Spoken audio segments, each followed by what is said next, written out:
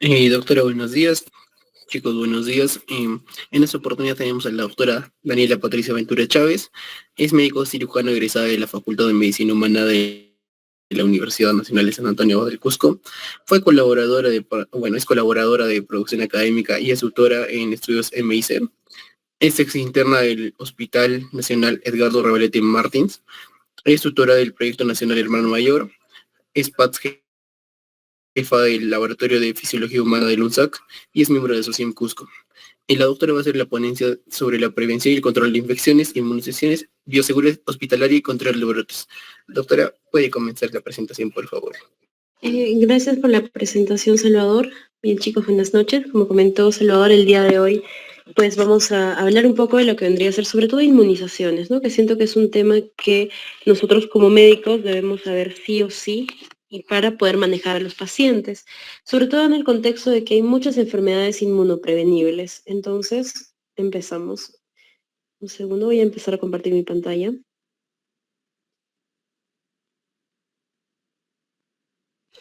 Listo, ¿se puede observar mi pantalla?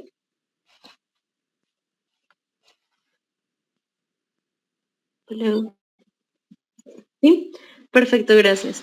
Bien, chicos, cuando nosotros hablamos de vacunación, recordemos que la vacunación propiamente es una de las medidas de prevención más eficaces que nosotros podamos, o bueno, que el ser humano haya podido crear para, valga la redundancia, prevenir diferentes enfermedades, ¿no? Incluso erradicar ciertas enfermedades, por ejemplo, la viruela, gracias a la vacunación está erradicada, ¿no? Y esto pues tiene que ver bastante con dos tipos de inmunidad que nos va a generar lo que vendría a ser la vacunación. Chicos, si no se me escucha bien o desean que repita algo, ustedes avísenme por favor, es que aquí entra a veces el internet, como que a veces se corta, entonces igual, me avisan, ¿sí? Entonces, ahora pues tenemos lo que vendría a ser la inmunidad directa y la inmunidad de rebaño, ¿no? Nosotros cuando vacunamos a algún paciente, le generamos una inmunidad y esta es directa porque se va solamente hacia el paciente.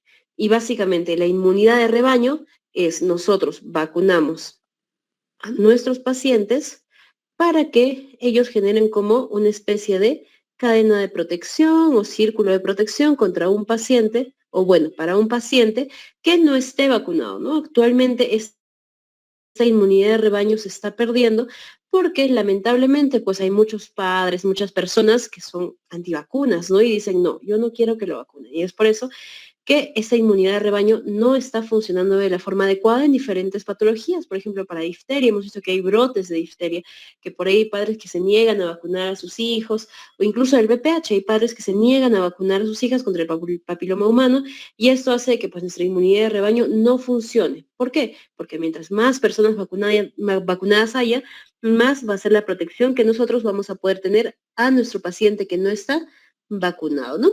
Entonces, sí, más o menos pueden observar en este cuadrito que es bastante interesante, antes de, por ejemplo, de que existan las vacunas, en lo que vendría a ser la difteria, teníamos casi 21.053 casos de morbilidad, básicamente, ¿no? Siendo básicamente 4 actualmente, y decreció un montón, más del 99% de casos de crecieron gracias a la vacunación. De igual forma, si pueden observar el resto de enfermedades, desde la influenza, desde la hemófilos influenza, perdón, tenemos de 20.000 que pasó a pues 18, por ahí un poco más, hepatitis, tenemos la hepatitis B, si se dan cuenta, son números que van de un lado a otro, que de todas formas ha disminuido un montón, incluyendo lo que vendría a ser el polio, hasta un 100% llegaron a disminuir las vacunas. Estas son estadísticas, obviamente, no de Latinoamérica, pero son estadísticas estadounidenses que nos muestran de forma objetiva que las vacunas sí sirven, chicos. Y nosotros como médicos no podemos ser antivacunas, para nada. Médico antivacuna no existe, definitivamente no. ¿Sí? Muy bien. Entonces, cuando hablamos de inmunización, cuando generamos nosotros una inmunización como tal gracias a la vacunación, nos referimos al proceso por el cual una persona se vuelve resistente a la enfermedad. Como les explico a los pacientes, proceso por el cual uno genera defensas contra una enfermedad. No va a evitar que se contagie, pero sí va a evitar que haga una enfermedad grave. ¿Sí? Aquí tenemos dos tipos de inmunizaciones, la natural y la artificial. Yo estoy segura que con los nombres ustedes sí entienden que la natural tiene que ver bastante con la que el cuerpo mismo, con la que el ser humano, sin intervención, entre comillas, alguna, va a generar estas inmunoglobulinas, ¿no? Entre paréntesis, defensas. Y la artificial, pues que no la va a generar uno mismo, sino va a ser del medio externo. Ahora, tenemos la inmunización activa e inmunización pasiva. Como le estaba explicando aquí a uno de los internos, porque aquí tenemos internos, uno que otro por ahí que viene, que se anima a rotar de vez en cuando, le estaba explicando que la inmunización activa tiene que ver con que activa el sistema inmune, valga la redundancia, activa el sistema inmune para que ustedes no se olviden. Y esto hace que el mismo cuerpo genere las inmunoglobulinas. En cambio, la pasiva es la que no hace trabajar al cuerpo, ¿no? Básicamente es la que ya le damos al cuerpo las defensas propuestas como tal, o ya producidas, ya hechas, ya sintetizadas, las inmunoglobulinas ya están ahí, ¿sí? Ahora, nosotros podemos tener este cuadro de doble entrada para entenderlo. Sin embargo, vamos a empezar con natural y artificial. Natural, uno se puede contagiar de alguna enfermedad. Por eso es que en la época de COVID, ¿no? No sé si han escuchado por ahí que decían, yo quiero inmunizarme de la forma salvaje, contagiándome, naturalmente, entre comillas, ¿no? Los médicos, muchos de nosotros nos hemos inmunizado de la forma salvaje, pues porque todavía no había vacunas como tal. Pero el contagio de una enfermedad hace que tengamos una inmunidad natural. Y ahora, si nosotros nos contagiamos de una enfermedad, vamos a generar los anticuerpos contra esa enfermedad. Entonces, una vez que generamos los anticuerpos, está haciendo un proceso activo. Listo. Ahora, artificial. Las vacunas no van a ponernos lo que vendría a ser las defensas, las inmunoglobulinas. Las vacunas son partes o cuerpos celulares o partes virales, yo qué sé, que van a generar que nuestro cuerpo empiece a formar inmunoglobulinas, defensas. Entonces, a pesar de ser artificial, es un tipo de inmunización activa, chicos. Y eso no olviden, porque muchas veces se confunden y dicen, no, la vacuna es pasiva, ¿no? ¿Por qué? Porque me están poniendo pues la vacuna. No, para nada. La vacuna hace de que nuestro cuerpo o promueve que nuestro organismo genere lo que vendría a ser las defensas, ¿no? Ahora, si hablamos de artificial, perdón, de natural pasiva, una forma natural pasiva es como indica acá la etapa fetal. Recuerden, chicos, aquí las pepitas para los exámenes que usualmente suelen venir, y los he visto muchas veces, en la etapa fetal ya se pasa desde la madre hasta el pequeño diversos tipos de inmunoglobulinas. Ni siquiera diversos, solamente un tipo de inmunoglobulina. ¿Qué tipo? La inmunoglobulina G, que es la que pasa a través de la placenta, con G de gestación, para que no se olviden, ¿sí? Y bueno, finalmente lo que vendría a ser la inmunización pasiva artificial, que es colocar a nuestro paciente la inmunoglobulina. Si han visto por ahí alguna vez la inmunización para rabia, lamentablemente aquí en el establecimiento ya hemos encontrado un caso de rabia y tenemos nuestra inmunoglobulina. Estas son ya las defensas puestas, ¿sí? Ya hechas, ya procesadas, ya están sintetizadas. Entonces el cuerpo no trabaja nada, simplemente nosotros colocamos las inmunoglobulinas y esto nos va a ayudar a luchar contra la enfermedad. Sí, básicamente eso, chicos. Ahora, ¿qué tipos de vacunas tenemos? Aquí tenemos las vacunas combinadas, las vacunas valentes, las vacunas conjugadas. En general, las combinadas, como indica el cuadro, son, bueno, están dadas por 2 o más microorganismos. Aquí tenemos pues estas 4, ¿no? Pentavalente, el SPR, CR, DPT, etc. Bien, las valentes tienen que ver con un mismo organismo, pero como con diferentes tipos del mismo organismo. Por ejemplo, el neumococo monovalente, neumococo polivalente, tenemos el VPH que usualmente es polivalente, etcétera, ¿no?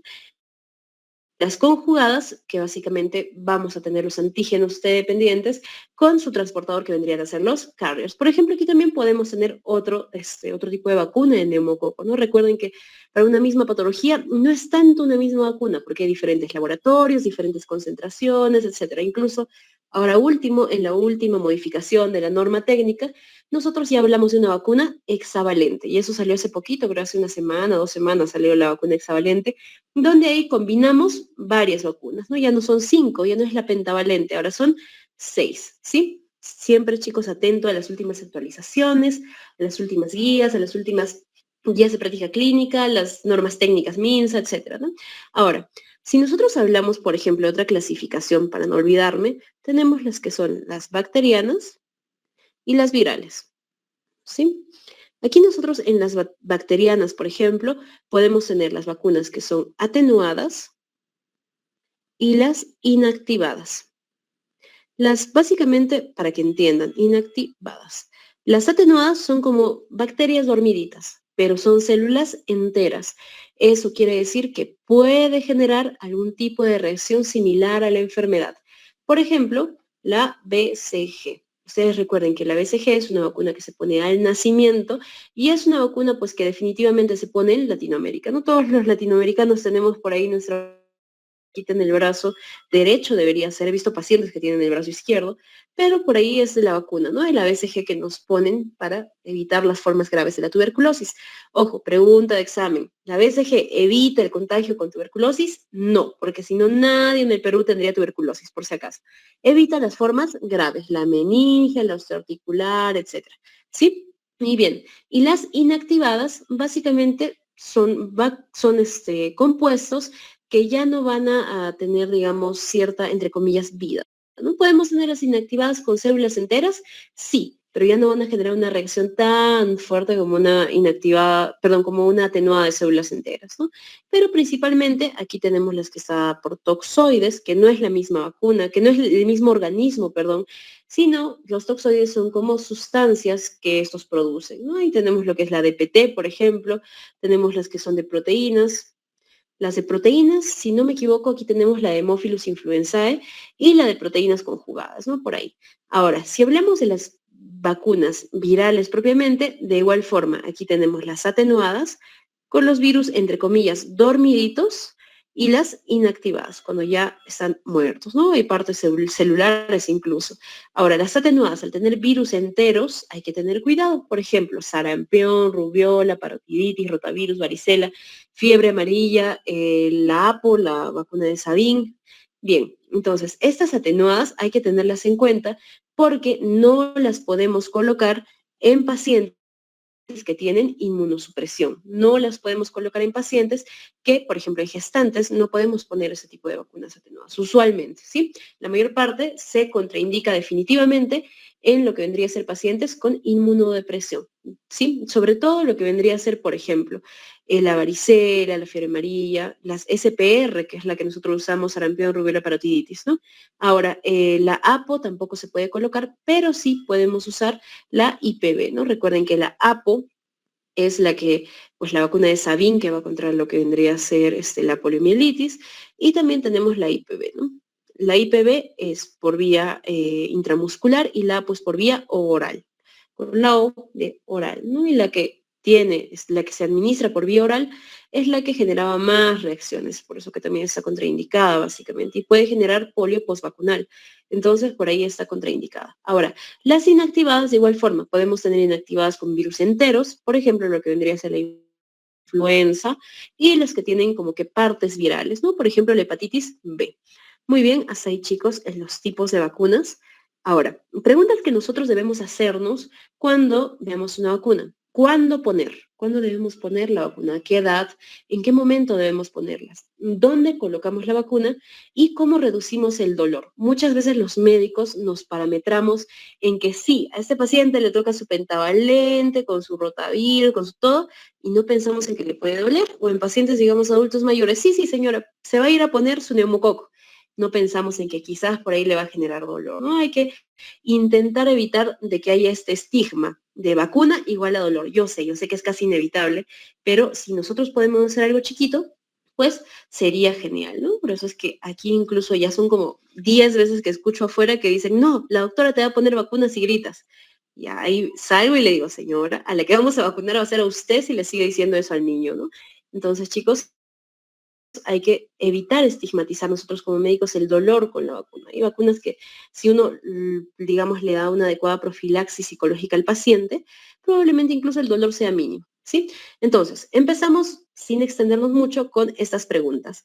¿Cuándo colocamos las vacunas? Recuerden que en el Perú nosotros tenemos la última norma técnica, que es la del 2022, que ha tenido actualizaciones, sí. Por ejemplo, la actualización del 2025 es básicamente eso, una actualización pequeña, no ha salido una norma técnica nueva ni nada, sino es una actualización para lo de la pentavalente pasarla a hexavalente, que es una vacuna que ya existía previamente, pero solamente se ponía en el medio privado, ¿no? Entonces, la norma técnica del 2022 nos da una temporalidad de estas vacunas. ¿Sí? Estas vacunas pues se colocan, básicamente ya son conocidas en el recién nacido, tenemos la de la hepatitis B, tenemos la BCG que se colocan sí o sí en el recién nacido. Recuerden que la vacuna contra el virus de la hepatitis B se coloca, pero teniendo en cuenta el estado serológico para hepatitis B de la madre. Si la madre tiene hepatitis B negativo, colocamos tranquilamente nuestra vacuna de la hepatitis. Sin embargo, si tiene hepatitis B, tiene un marcador de superficie, yo que sé, antígeno de superficie para hepatitis B, ahí colocamos lo que vendría a ser la vacuna con la inmunoglobulina. En muchos casos van a ver que la vacuna con la inmunoglobulina se coloca cuando el paciente ya estuvo expuesto a la enfermedad. Por ejemplo, aquí tenemos la hepatitis, tenemos la rabia, etcétera, ¿no? Y la BCG, que es la vacuna, pues para evitar lo que vendría a ser las formas graves de la tuberculosis. Ahora, ustedes no tienen que olvidar, chicos, digamos, esta parte de lo que vendría a ser las preguntas, perdón, lo que vendría a ser las vacunas, porque viene en muchas preguntas, chicos, usualmente nos confundimos en eso, ¿sí?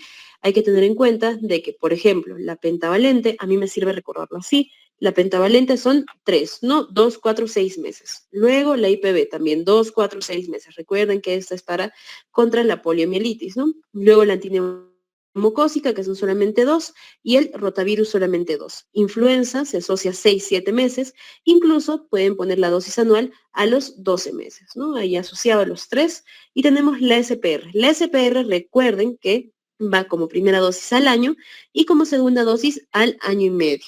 Nosotros tenemos la tercera dosis de la antineumocócica al año y la varicela, que es dosis única. Muchas veces se confunde la varicela con la pentavalente, no sé por qué, pero ahí tienen en cuenta, ¿no? La varicela, ahí tenemos lo de la fiebre amarilla, también la antiamarílica, la antihepatitis A, que son dosis únicas, no se olviden. Ahora, la IPV, la cuarta dosis se coloca al año y medio, la DPT, el primer refuerzo, se pone aquí el segundo refuerzo, el primer refuerzo se pone al año y medio y el segundo refuerzo se pone a los 4 años. Pero me dirán, ¿por qué primer refuerzo, doctor? ¿Dónde está la DPT acá? No veo la DPT acá, está dentro de la pentavalente, chicos, ¿sí?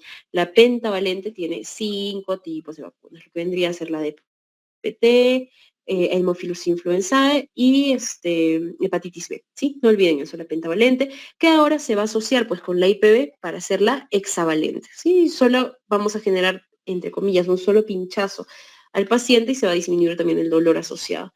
Ahora, la influenza usualmente se pone anual, chicos, sin embargo, también está indicado en pacientes adultos mayores. Recuerden, la influenza, la antineumocócica, está normado que se coloque en pacientes adultos mayores de forma anual o en pacientes que tienen factores de riesgo. Entonces, nosotros tenemos que observar bastante bien, digamos, a nuestro adulto mayor y sí o sí tiene que tener sus vacunitas, ¿sí? Ahora, por ejemplo, la APO se pone a los 4 años. Este es el refuerzo de nuestra IPV. La norma técnica antigua, de hecho la APO la ponían pues a los 6 meses, si no me equivoco, ya me olvidé de la norma técnica antigua, pero por ahí ahora se usa la IPV, las 3 dosis tienen que ser intramusculares, ¿no? Y bueno, finalmente la BPH, recuerden que en la última norma técnica, la actualización nos dice, no solamente se vacuna a las niñas, también se tiene que vacunar a los niños, ¿sí? Y esto pues tiene que ser entre los 9 a los 18 años. Ya se quitó el estigma de que no tiene que haber tenido relaciones para ponérsela, para nada, que genera este cáncer, tampoco para nada, que a los varones tampoco se les pone para nada. Ahora se tiene que colocar a niñas y a niños, y es una sola dosis, porque si se acuerdan, ustedes en el tiempo en el que se vacunaron, probablemente les hayan puesto 2 dosis, ¿sí? Espérenme un segundo, por favor, chicos.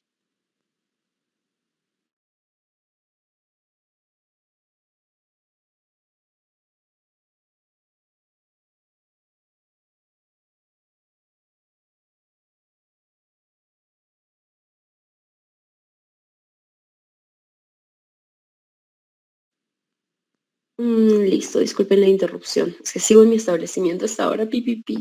Bien, bien, ahora, una de las vacunas especiales, perdón, antes de hablar de esta, me estoy olvidando de algo, estoy perdiendo mi ilación. Vamos a hablar un poco de lo que son los efectos adversos. Recuerden que los efectos adversos nosotros tenemos que conocerlos porque usualmente le colocan la vacuna al peque, está bien, pero a nosotros nos van a traer los efectos adversos. Y es que nosotros tenemos que tener en cuenta cada uno de los efectos adversos. Rápidamente, la BCG, efecto adverso, inflamación, en la parte, inflamación local, ¿no? Básicamente donde le han colocado la BCG.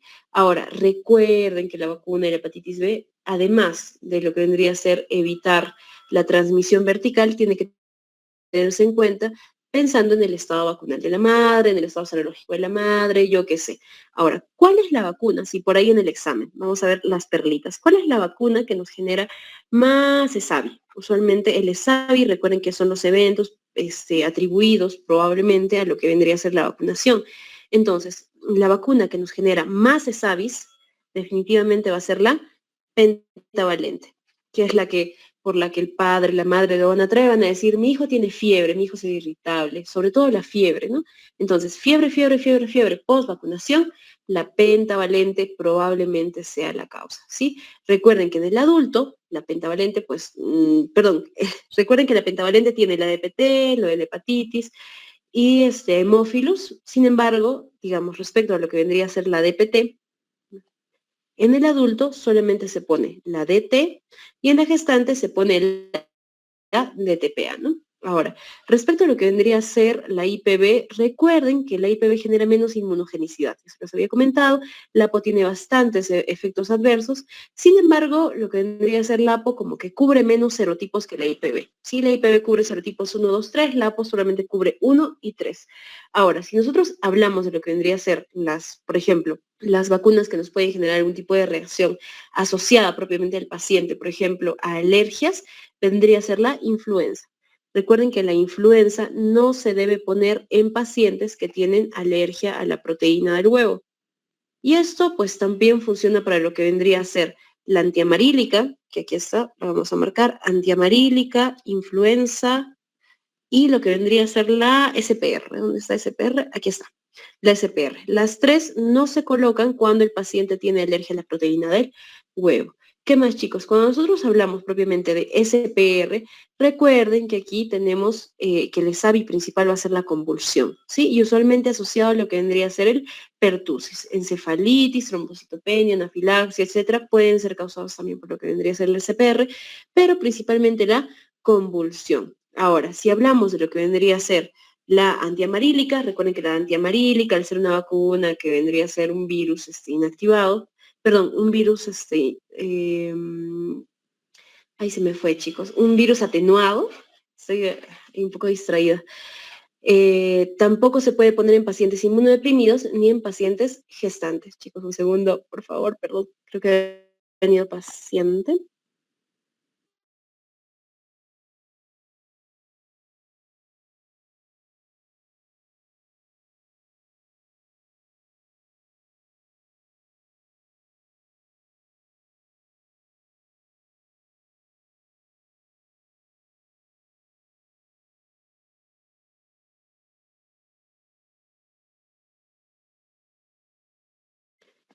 Ya está, listo. Bien, chicos, entonces, bien, básicamente eso respecto a cuándo vamos a poner la vacuna. Ahora, si hablamos sobre la vacuna antirrábica, perdón, ¿se me escucha? Por favor, ¿me pueden confirmar si se me escucha? Ah, perfecto, gracias. Están atentos, gracias, gracias. Ahora, respecto a lo que vendría a ser la vacuna antirrábica es bastante especial porque hay que tener en cuenta los componentes de lo que vendría a ser la vacunación propiamente, sobre todo temporales, ¿no?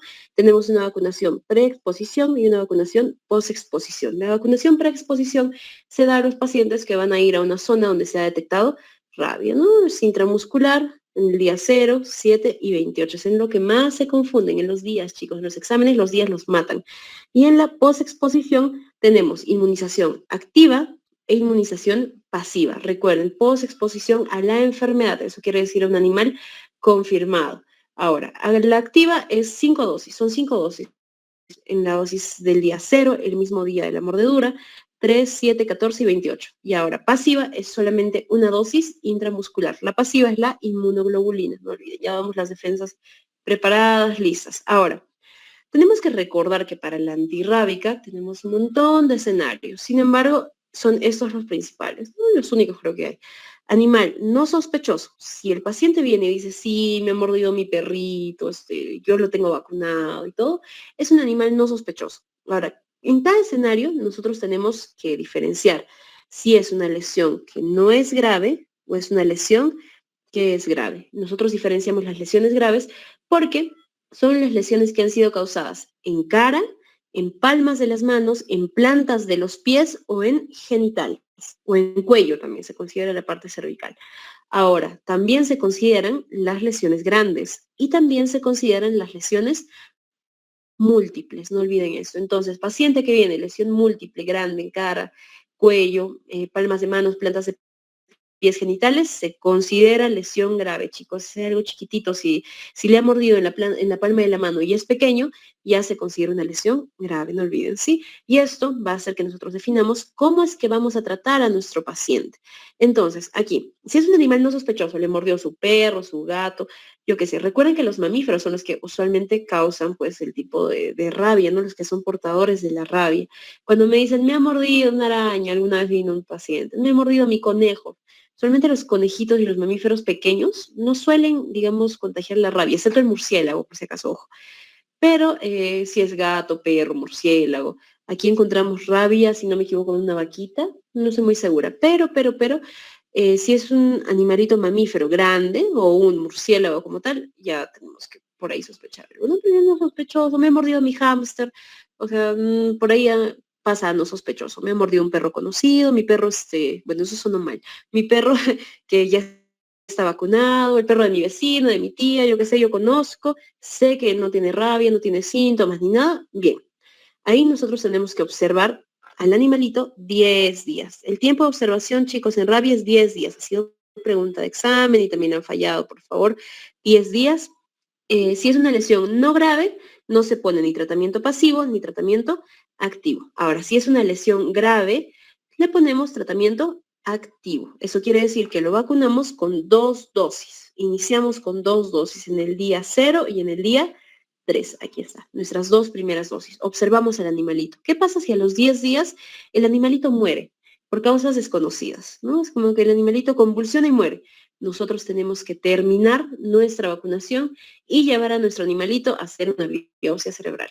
De hecho, hubo un caso bastante chistoso, chicos, que me pasó justo hoy, que vino una mordedura por chanchito, aunque no lo crean, mordedura de chanchito, y la dueña dice, pues sí, me mordió mi chanchito y no sé qué. Y bueno, los chanchitos no es tan conocido que puedan transmitir rabia, pero al ser un mamífero grande y encima que han detectado un caso de rabia aquí, dijimos ya, le vamos a poner su profilaxis. Día 0, día 3. ¿Y dónde está el chanchito? Ah, ya lo hicimos lechón. Nos quedamos con la cara de payaso aquí, como que, ya, ok, ok, ¿no? Ya fue raro. Son cosas que solamente siento que me pasan a mí para contar, para tener anécdotas en la vida, pero son cosas que pasan cuando suceden, por ahí como dirían, ¿no? Bien, ahora, si hablamos de un animalito sospechoso, es un perrito, por ejemplo, de la calle. Vemos, es un perrito que está en la calle, que lo vemos medio agresivo, es sospechoso, simplemente sospechoso. Igual, observamos 10 días, tiempo de observación. Si es una lesión no grave, no le damos inmunoglobulina, pero sí le damos la vacuna completa, chicos, por favor, ¿sí? Y ahora, si es una lesión grave, es ambos. O sea, si un perrito en la calle muerde, como hemos visto en algunos casos, que le muerden la cara a un niño, pues tenemos que ponerle el tratamiento pasivo y activo, ¿sí? Y esto es igual que tratar a un paciente que ha sido mordido por un animalito no localizado. Si se dan cuenta, aquí está animalito no localizado, animalito sospechoso, es lo mismo, ¿sí? Y el esquema también es parecido. Ahora, si es animal no localizado, no lo vamos a poder observar, pues de todas formas. Si es sospechoso, lo observamos, es lo único que varía entre sospechoso y no localizado, para que lo tengan en cuenta.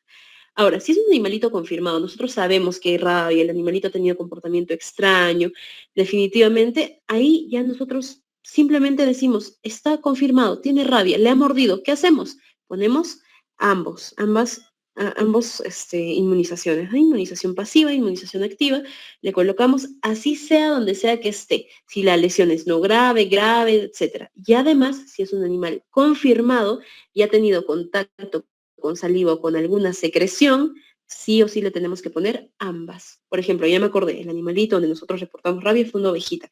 Entonces, los que sacrificaron a la ovejita y tuvieron contacto con la saliva, el líquido cefalorraquídeo, el cerebro, yo qué sé, sí o sí tienen que recibir ambos tratamientos, ¿sí? Ahora, respecto a lo que vendría a ser un animal silvestre, doctor, he venido, me he mordido un monito, me he mordido un murciélago, me he mordido, yo qué sé, cualquier animalito, si es una lesión no grave, de igual forma, inmunización activa. Y si es una lesión grave, ambas, ¿no? Pasiva y activa. Ahora, si es posible, usualmente esto tenemos que saberlo, tenemos que tomar una muestra del encéfalo del animalito. Por ejemplo, si es un animal sospechoso que a los 10 días mágicamente o sospechosamente fallece por convulsiones o lo ven como que un poco más agresivo de lo normal, vemos que es un animalito que no puede caminar bien, si alguna vez han visto algún animalito con rabia, lamentablemente me ha tocado verlo, es un animalito que no se puede parar bien, pero uno lo ve como que medio raro. Entonces, por ahí le tenemos que tomar la muestra del encéfalo. Y ojo, alguna vez me preguntaron, ¿cómo tomamos la muestra del encéfalo? Tenemos que sacrificar al animalito, lamentablemente. No es que simplemente vengamos, le pongamos la anestesia, le tomamos la muestra y lo liberamos. No, tenemos que sacrificar, lamentablemente. ¿Sí? Eso es sobre la vacuna antirrábica. Me extendí un poco más en esto a razón de que, primero, tengo un caso acá. Segundo, me he dado cuenta de que cuando viene mordedura de perro, que es muy común, y les pregunto, no saben cómo responderme. No, que sí, que le pongo, no, le pongo ambos, no le pongo uno, no le pongo dos. Entonces, recuerden, la profilaxis son tres dosis, lo que vendría a ser la posexposición, puede ser por si acaso, entre comillas, que son las 2 dosis, el inicio de las dosis completamente son 2, y finalmente las dosis completas son 5. Si es un animalito confirmado, sospechoso, sí o sí tenemos que dar tratamiento pasivo. Listo, eso respecto a la antirrábica. Ahora, hemos visto el cuándo poner las vacunas, cuando le ponemos cuando nace, a los 2, 4, 6, 12, 18, 24 meses, pero ahora vamos a ver dónde. ¿Dónde colocamos la vacuna? Entonces, recuerden que aquí nosotros tenemos varias vías de colocación. Tenemos lo que vendría a ser, por ejemplo, la intramuscular. Recuerden que la intramuscular en niños menores de 12 meses se pone en el vasto lateral, chicos, ¿sí?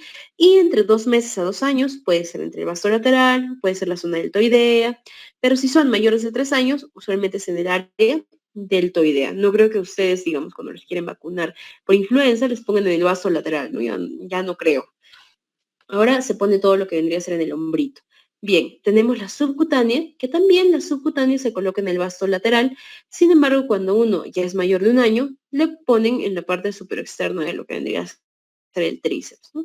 Si es oral, aquí tenemos el APO y el rotavirus. No olviden, el rotavirus es una vacuna oral porque la inmunidad se genera pues a nivel digestivo, ¿no? Y la intranasal, que es bastante rara, aquí en Perú en la norma técnica no está contemplada, pero ya se usa en la parte privada, en otros países, la vacuna antigripal. Sí, también es una vía de administración bastante rara sobre todo, pero sí se usa, ¿sí? La intranasal. Ahora, tercera pregunta, ¿cómo disminuimos el dolor? Recuerden que nosotros podemos disminuir el dolor respecto a lo que vendría a ser la vacunación haciendo diferentes cositas. Por ejemplo, la colocación de anestesia tópica. Eso lo aprendí en una rotación, sobre todo con pacientes paliativos, que necesitaban, por ejemplo, que les pongan su inmunoglobulina de vez en cuando, necesitaban transfusiones.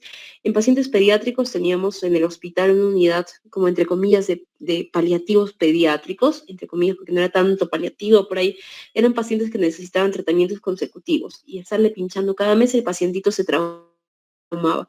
¿Qué aprendimos ahí? A que si nosotros colocamos nuestra lidocaína tópica, sobre todo le colocamos la lidocaína tópica, le ponemos un parchecito encima y dejamos que esta actúe por media hora, quitábamos y al momento de colocar el catéter o la vacuna en ese lugar ya estaba anestesiado y ya no había dolor. Sobre todo en pacientes que pues son de larga data de tratamiento, ¿no? Paciente que necesita cada rato su inmunoglobulina, transfusiones sanguíneas, vacunaciones, muchas veces medicamentos teníamos que poner casi todos los días y el paciente pues le dolía demasiado, ¿no? Entonces por ahí una forma de ayudar al paciente es colocar anestesia tópica. Y sí, definitivamente funciona hasta en mayores de 3 años.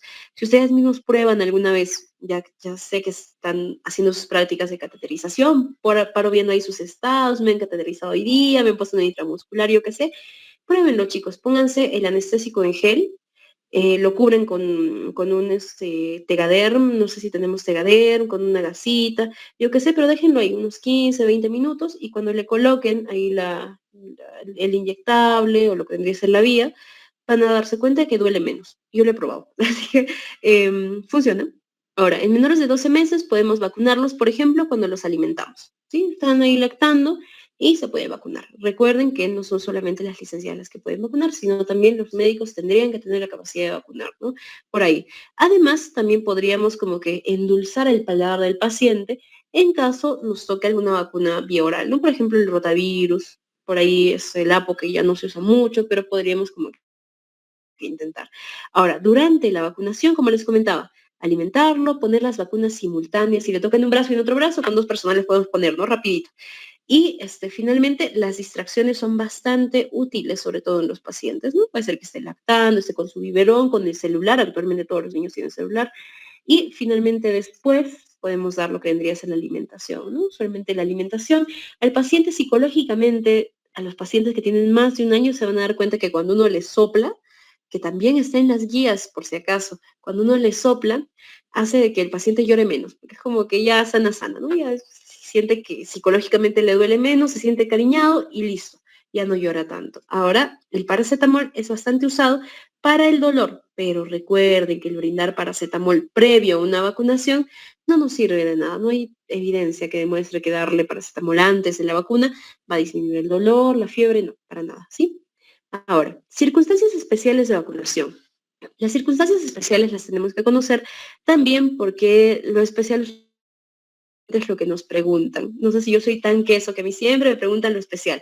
Por ejemplo, si es un paciente que no sabe su estado vacunal, es un paciente desconocido, un bebé en abandono, no sabemos el estado vacunal, le tomamos una serología, por ejemplo, para el virus de la hepatitis B, podríamos tomarle una IgM, ¿no? Contra el virus de la hepatitis B, perdón, IgG, la IgM es de momento, la IgG y ver si por ahí tiene un estado vacunal adecuado. Recuerden que la IgM se forma en respuesta a una vacunación. Entonces podríamos tomarle las serologías ante ciertas patologías.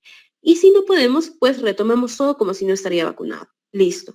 Ahora, pacientes que tienen dengue, por ejemplo, que hay dengue endémico, pacientes en Quiabamba, pacientes en Loreto que tienen dengue endémico, que hay dengue endémico en el lugar donde está, tenemos por ahí la vacuna tetravalente, ¿no? Que por ahí no he visto que le apliquen como tal, hay más en lo que vendría a ser la privada, pero podríamos tenerlos en cuenta.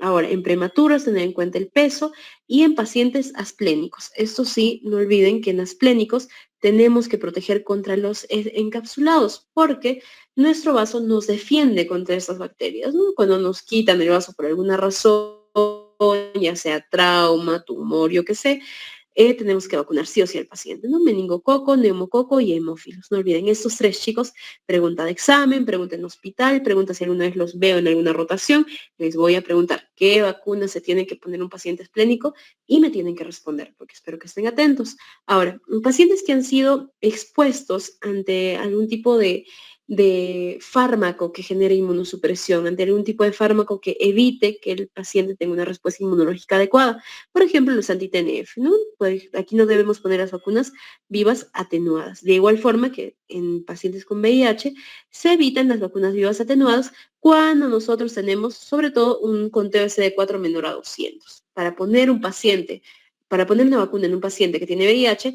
tenemos que sacarle la cantidad de CD4 que tengan. Si son pacientes que tienen una carga viral indetectable, o CD4 está adecuado, entonces sí le podemos colocar por ahí, podemos considerarlo, eso ya es a consideración. Sin embargo, no se debe poner ni la BCG ni la influenza, ¿sí? Ahora, en embarazo, como les comentaba, no vivas atenuadas y en contactos de inmunodeprimidos por si acaso, no vacuna contra la viruela. De hecho, la vacuna contra la viruela ya no se pone, ya no está en la norma técnica porque es una enfermedad que ha sido ya eliminada, se podría decir, ¿no? Sin embargo, recuerden que cuando hubo un brote de poxvirus, si se acuerdan la viruela del mono, por ahí estaban poniendo la vacunación contra la viruela. Como habían los memes, ¿no? Nos tocó descongelar la vacuna contra la viruela para colocarla. Entonces, esta vacuna es bastante inmunogénica. Y si nosotros por ahí nos generamos una reacción inmunogénica ante esta vacuna, podríamos contagiar de viruela a los pacientes inmunodeprimidos que tengamos cerca. Es raro, pero es una curiosidad que yo la puse solamente por curiosidad para que no se les olvide. Si alguna vez salen en una cita, ¿sabes qué? Tengo algo que contarte. ¿Sabías que no puedes poner la vacuna contra la viruela? No, mentira. Ya, chicos. Entonces, eso. Ahora, cuando nosotros hablamos de pacientes, por ejemplo, con alergia a la proteína del huevo, ya hemos visto qué vacunas debemos evitar, ¿no? La fiebre amarilla, CPR, influenza. Ahora, si hablamos de inmunodeprimidos, la pepita aquí, y la forma de recordar lo que a mí me sirvió bastante en inmunodeprimidos, es recordar básicamente las V. ¿Cómo las V? Tenemos que evitar las vivas atenuadas, ¿no? No vivas atenuadas. Entonces, ¿cuáles son vivas atenuadas? Con la V de vivas, uno, la triple viral o viral triple, para que no se olviden, lo que vendría a ser la SPR. Otra que nosotros no tenemos que olvidar, la de la varicela. Otra que no debemos olvidar, la de Sabin. Yo le pongo así más o menos, para que no. Sabin.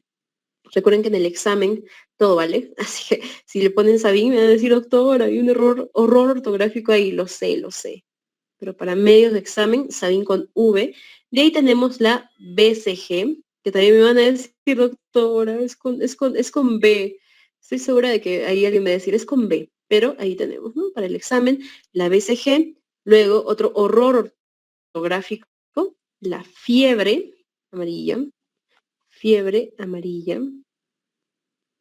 y finalmente lo que vendría a ser nuestro virus. Me acuerdo como rotavirus. Listo. Esas son las vacunas que no debemos colocar en los pacientes inmunodeprimidos, las vivas atenuadas. Por ahí si les sirve para un examen, me van avisando, sería genial. Y no olviden, ¿sí? Ahora, estas de ahí se tienen que colocar simultáneamente, chicos. Por ejemplo, la SPR, si tenemos que colocarla con alguna viva atenuada, tenemos que ponerlas el mismo día en el mismo momento. Pero, por ejemplo, si un día el paciente tiene que ponerse la varicela y también queremos darle, por ahí nos bloqueamos y queremos darle la de Sabin, no podemos, ¿sí?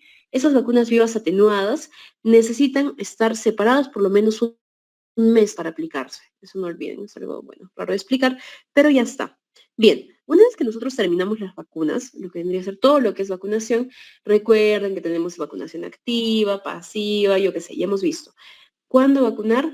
¿Cómo vacunar? O bueno, ¿en dónde vacunar? Y cómo disminuir el dolor del paciente. Entonces, aquí vamos a hablar un poquito de vigilancia epidemiológica. Sí, lo que vendría a ser la parte de epidemia, yo sé, yo estoy segura que epidemio es un curso que a muchos de ustedes pues no les gusta, se quedan dormidos, es uno de los cursos que menos se estudia para los exámenes, yo he visto que lo estudian mucho menos, pero vamos a intentar ver bueno, de una forma un poco más divertida que es esa epidemia, más con ejemplos, más hablando para que ustedes no olviden, por favor, esto, ¿sí? Nosotros tenemos un concepto que se llama vigilancia epidemiológica. Entonces, para esto tenemos que recordar que tenemos diferentes, ¿cómo se podría decir? Definiciones. Tenemos que recordar, por ejemplo, lo que vendría a ser la curva epidémica. Recuerden que dentro de lo que vendría a ser una comunidad, nosotros tenemos una curva. Vamos a intentar dibujarla aquí. Es mi modo Picasso. Ya está. Entonces, nosotros tenemos por ahí nuestra curva epidémica. Recuerden que la curva epidémica básicamente es la gráfica de todos los casos que nosotros podemos presentar, semanales, mensuales, ¿no? Entonces, por ahí nos va a presentar las frecuencias de los casos. Ahora, nosotros tenemos las zonas en nuestra curva epidémica. Tenemos por ahí, ¿no? Una zona de éxito, en forma de resumen, éxito significa que en nuestro tiempo no hay muchos casos. Ese es el tiempo y ese es el número de casos. Entonces, en un tiempo determinado hay muy pocos casos. Por ejemplo, nosotros tenemos tosferina, ¿no? En Cusco, póngale que en un año, en el último año, bueno, aquí dice mensual usualmente, pero en el último mes no ha habido casos de difteria. No ha habido casos de pertusis, no ha habido casos de varicela, nada, es una zona de éxito. O ha habido un caso en comparación al anterior mes que hubo 100 casos. Ahí es nuestra zona de alarma. Creo que hubo un tiempo en el que había brote de exantema, pies, manos, boca, si no me equivoco. Por ahí había una zona de alarma bastante alta. Entonces, por ahí teníamos que verlo, ¿no? Entonces, zona de éxito, zona de alarma, y la zona que está en el medio es la zona de seguridad. Ahora, la zona de seguridad, chicos, es como que hay que tener un poco de cuidado, hay que seguir vacunando, haciendo profilaxis, intentando recuperar a los pacientes, porque básicamente esto nos va a dar un canal endémico. El canal endémico es la incidencia de una enfermedad en el tiempo. Y básicamente esto tiene que ver bastante con los diferentes conceptos. Aquí tenemos lo que vendría a ser la endemia, el brote, la epidemia y la pandemia. Es una imagen sacada directamente de lo que vendría a ser la CS. Vamos a repasarla rápidamente. Digamos, si tenemos una endemia, recuerden que la endemia es una enfermedad que está en la misma área. Hay una enfermedad que tiene cantidades constantes en una misma área. Por ejemplo, tenemos el COVID. El COVID, chicos, ya en su momento fue una endemia, creo que sigue siendo una endemia, no estoy segura. Les mentiría si sé que es una endemia. Yo creo que sigue siendo una endemia, porque hay transmisiones constantes, ¿no? Nuestra cura básicamente está así. La transmisión del COVID es constante, se mantiene a lo largo del Perú, a lo largo, por ejemplo, de la comunidad, yo qué sé, se mantiene. Es en una misma área y se mantiene en un número constante. Pero, ¿qué pasa si es endemia de lo que está, se mantiene tranquilamente, empieza y de la nada suben los casos? Este vendría a ser un brote, ¿sí? El brote también se da en una misma área, pero es un aumento inusual del número de casos y este va a estar bien delimitado, con la BD bien delimitada. Listo. Este se da en un tiempo, en áreas específicas, como indica aquí, y es más de lo esperado respecto a una endemia. Ahora, si nosotros hablamos de epidemia, también es un aumento inusual del número de casos. Pero, la epidemia usualmente tiene que ver a un área mucho más grande. ¿Sí? El brote es un área pequeña. Por ejemplo, hay pacientes que han tenido, yo que sé, una EDA social, consumo de un pollo a la brasa de un restaurante. Ya, listo. En ese restaurante ha habido probablemente contaminación con, yo que sé, X patógeno. Ese es un brote. Pero, ¿qué pasa si esa enfermedad se transmite y se va a todo Cusco? Ese ya no sería un brote, ¿no? Sería una epidemia como tal. Ya es todo Cusco, todo el departamento ya sería mucho más grande, más aún si es un país entero, es una epidemia. Ahora, si esta epidemia se va a diferentes países, ya se considera una pandemia con pa de países. Sí, no olviden eso. Ahora, si nosotros tenemos por ahí otros conceptos también usados, tipo la epizootia. La epizootia es el aumento inusual del número de casos, pero en animales. En caso de mi comunidad, epizootia ahora sería rabia, por ejemplo, ¿no?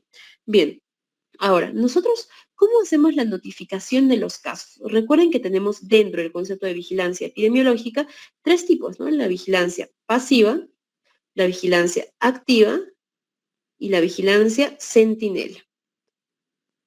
Listo. Se ha puesto bastante de moda preguntar sobre este tipo de conceptos. Recuerden que la vigilancia sentinela es básicamente mirar cierta enfermedad, estar más atento ante un problema de salud, ¿cómo se podría decir? Específico, particular.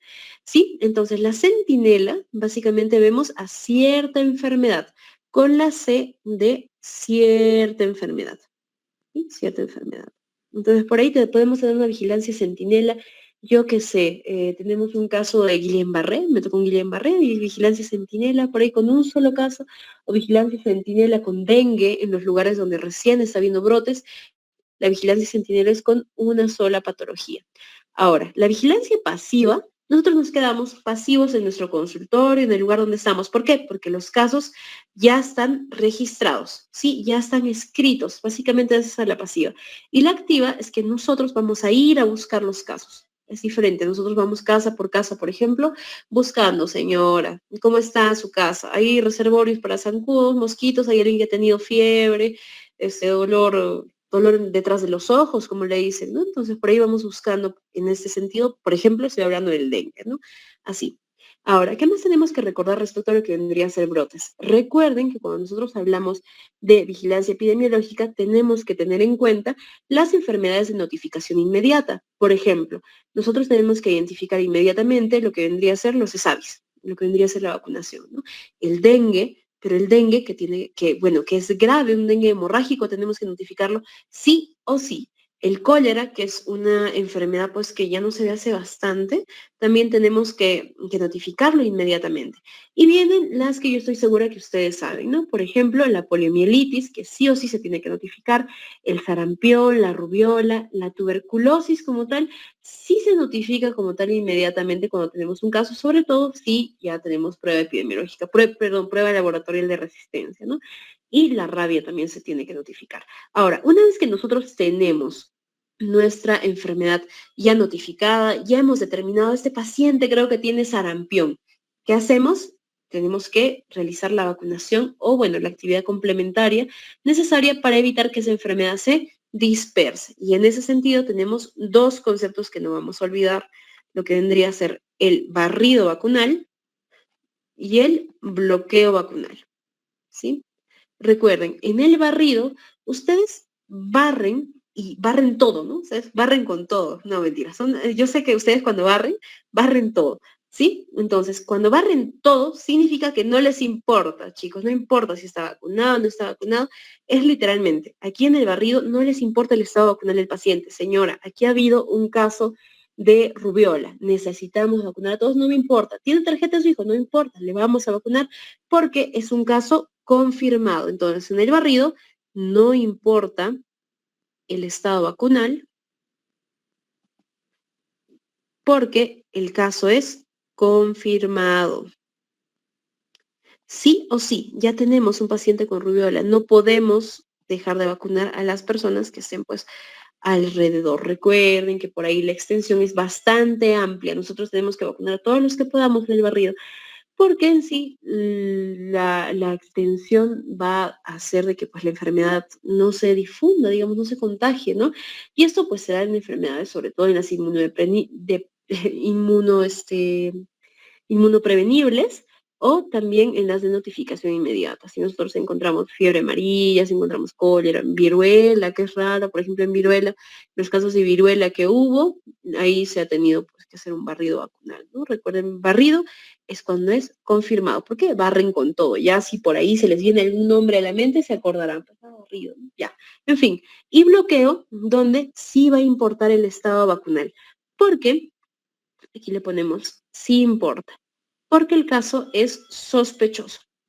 Sí, tenemos un caso sospechoso de sarampión. Es sospechoso, tiene por ahí, pero no tiene la serología como tal.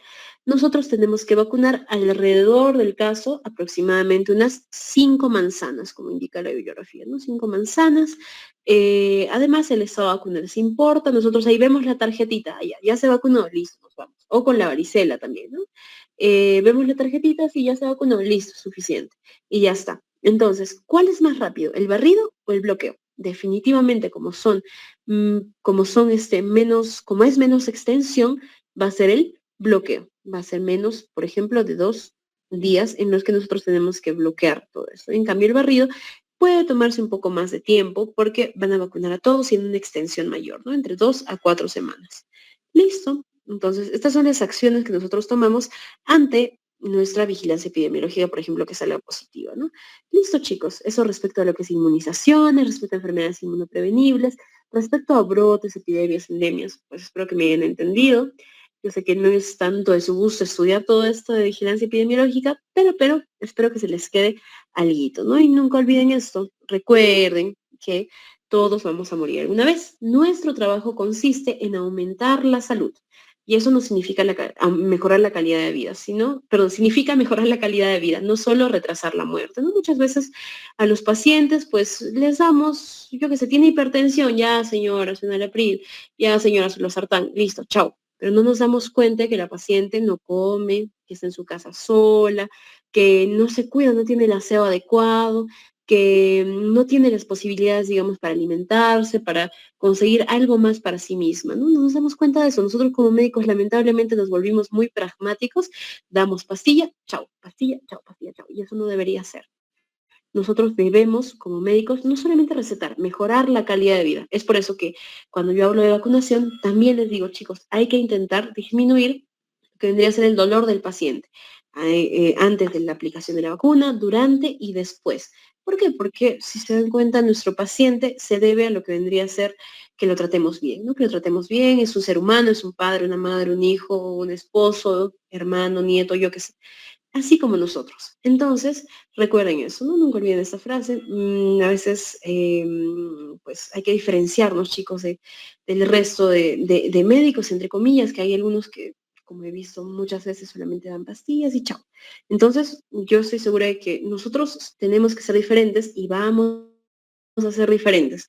Y espero pues que lo sean, ¿no? Como siempre, tienen mis redes sociales para seguirme, para escribirme, pueden tener mi número de celular ante cualquier duda, le pueden pedir por ahí a Salvador. Y con confianza, chicos, tienen una hermana mayor en mí. Creo que esa es mi última ponencia respecto a lo que es el curso de infectología, que me encantó. Todas las ponencias estuvieron buenísimas. Y nada, chicos, cualquier duda, pregunta, yo pues espero serles entre comillas útil, ¿no? A lo largo de su carrera profesional. Muchísimas gracias. Muchas gracias, doctora Patricia, de parte del Comité Permanente Académico CPA-SOCIEM. Estamos muy agradecidos con usted y por su tiempo brindado. Chicos, en el chat les voy a enviar el post-it. Recuerden que es necesario que llenen para su certificación.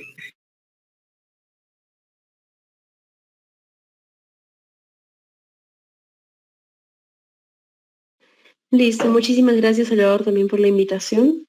Y nada, llevamos trabajando como siempre ahí. Con Asociem podemos coordinar pues cualquier otra ponencia que deseen. No hay problema. Así que nuevamente gracias por la invitación, gracias por asistir a los que asistieron y espero pues haberles enseñado algo más. Listo, chicos, buenas noches, me retiro. Chao, chao.